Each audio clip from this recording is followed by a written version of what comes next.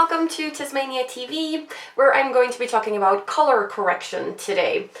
And this is something that a lot of people might not have ever tried before, and it may sound a little weird, but you will get the hang of it quite quickly. And it's not something that you have to do, obviously not, but it's still a pretty powerful tool. So I do recommend at least trying a little bit of it so that you know the basis in case a situation comes up where you'll need to know this.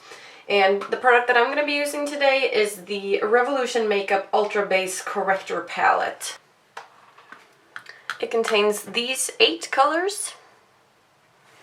So color correction is all about finding the color on the opposite in the coloring wheel and using that to correct something in your skin tone. So if you want to correct something that is too red or too blue or whatever it may be, you'll find the opposite color in the color wheel. And the color wheel, the first 3 primary colors, and that is red, blue, and yellow. Those are the 3 colors that every single other color is made up of, other than white and black, but depending on who you ask, those aren't really considered as colors.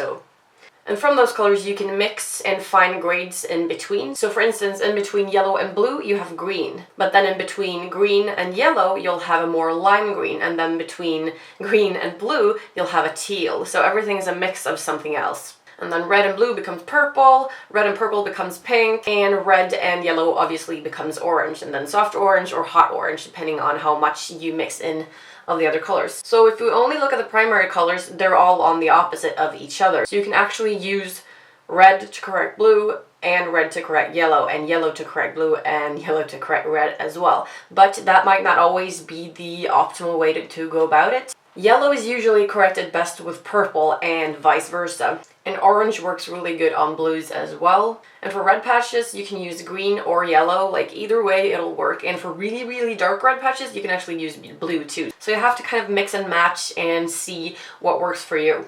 So I have no makeup on my face right now, but I'm gonna do a base, and I'm gonna start by doing some color correcting on my face so you can see it actually take place.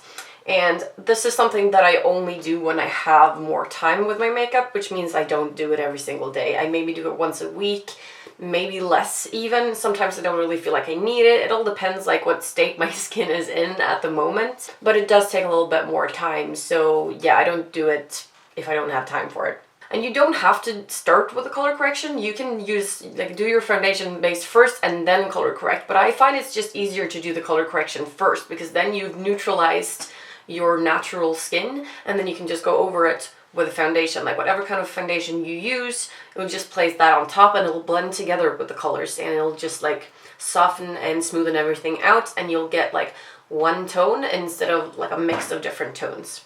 And then if you feel like your face is too flat, that's what shading, highlighting, and sculpting and blusher and stuff is for. So you'll put some of those colors and stuff back afterwards, but they might not be positioned where you want them at first. Like for instance, I feel like my cheeks are way too red underneath here. I prefer to put my blusher like just here, like over where I do my shading for the cheekbones. So I don't like this. So this is one of those things that I always want to neutralize. So either by just using foundation or concealer, or by using color correcting. So let's start with the color correcting now. Okay, so when we look at my face, we can see straight away that my face is patchy, and that is because I have very dry skin. It's something that I struggle with all year round, and during the winter it's just horrible.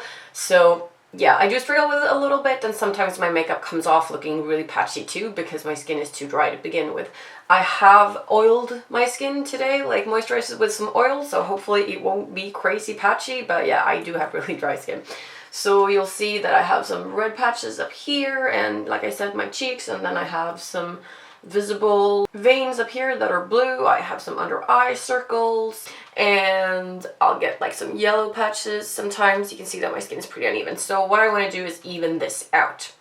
So I'm gonna go into my corrector palette and start by using this green one to correct some really, really red areas. And until you put your foundation on, the correcting can look pretty weird because it is different colors on your face, but you're supposed to put foundation over it. It'll make sense after a while. All right, so I'll start with some red patches, and this is the green one that I'm using now.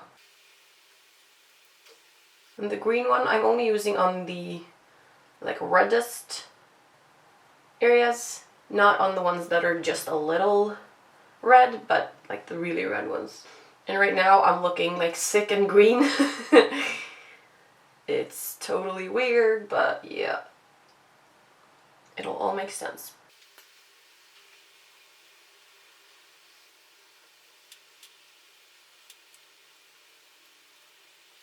Alright, those were my reddest patches, and they are now neutralized thanks to the green. And I do have some slightly red patches that I want to correct as well, and for those I'm going to use one of the yellow toned correctors.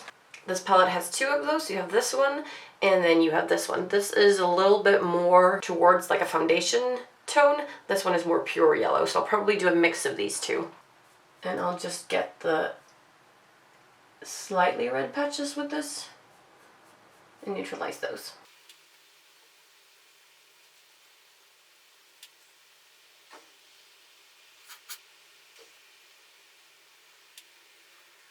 And obviously we all have to color correct differently. Some people have really blue under eye circles, some people have more red ones. You have to follow your face and the colors that your skin has. See, I'm already getting patchy up here. Stupid dry skin. Hopefully the foundation will take care of that. So I'm being like really over the top for you guys now, basically correcting my entire face. This is not what you have to do at all. Just pick your tiny little spots if you like and then be happy with it.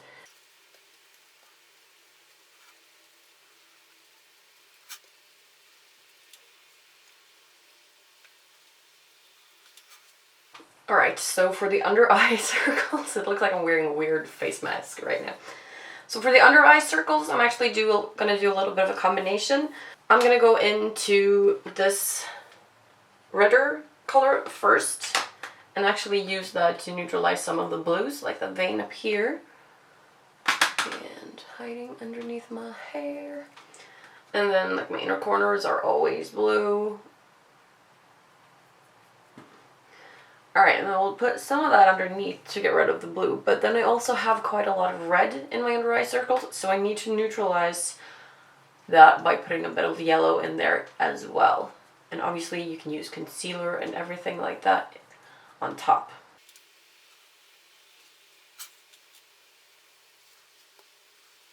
Alright, so I think I've evened things out okay, so it's time for me to start applying my foundation. And I'm going to be airbrushing my face today, but you guys use whatever foundation products that you're comfortable with. The benefits of using an airbrush is that you don't actually have to touch these products, so if you're happy with the placement of them now and then you have to blend in the foundation on top, they might not look as neat, but when you use an airbrush, you'll just blow it on top of this, so this will stay the way it is underneath, which is perfect. This is the airbrushing foundation that I'm using. Revolution Makeup does not advertise this as an airbrush foundation, but it is super fine and liquidy, and it works great in your airbrush gun. And I actually asked them if that was one of their intents, and it is. So it's called the One Foundation, and I'm using the one called Shade 2, which is the lightest one that they have without being solid white.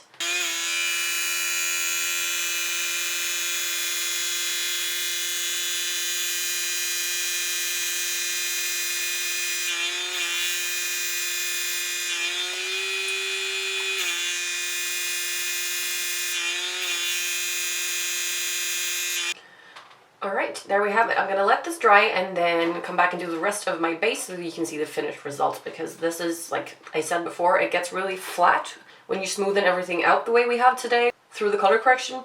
So, I got some on my piercing there. So yeah, I'll let this dry and then come back and put some color back into my cheeks because I really kind of look like a white sheet right now. For the sculpting of my face, I'm going to be using these three products. For the shading, I'm using this eyeshadow that I'm sure you guys have seen before. It's by Makeup Store, and it is a micro shadow, a cold brown one, and the color is called Beaver. And for my skin type, a cold brown one is actually perfect because I do have slightly cold skin, but you can use a warmer brown if that fits your skin type more. And then for blusher, I'm using this soft pink, which is by Amite. And then as a highlight, I'm using the Revolution Makeup Vivid Baked Highlighter in this lovely very shimmery pink. If you don't like the shimmery highlights, you can actually just use a matte white one, or like even a matte white or just light eyeshadow. And to apply those three, I'm going to be using these 3 face sculpting brushes.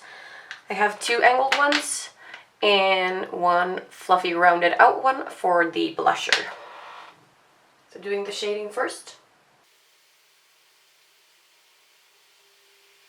And again, how and where you shade all depends on what effect you want. If you want to sculpt your face into a certain shape or whatever, just find out what works for you. But cheekbones is a classic.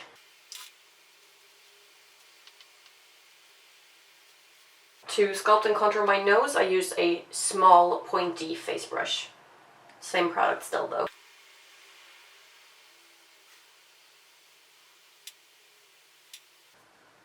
And then the blusher. Put some color back into my cheeks.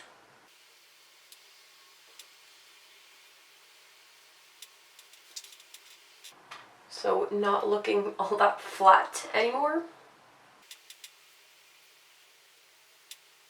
And if you feel like you need it, you can use a transparent powder just to kind of mix everything together a little bit if you feel like you've done something too harshly or just, yeah, want to blend it out a little bit. I tend to do my nose a little bit too exaggerated, so yeah, I'll just soften that up a little bit. Alright, and then the highlight. I do have a separate video talking about sculpting and highlights and kind of what to consider and stuff if you want to check that out. It's pretty old now though, but it should still hold. Alright, that is it. That is my color corrected and sculptured base. So this little sucker will probably hold all night because of the airbrushing and it's waterproof. So yeah, it's good for parties and really anything. So if you guys have any more questions about color correcting or anything else in this video, ask in the comments and I'll try to get back to you as soon as I can. So thank you very much for watching and I'll see you in my next video. Bye guys!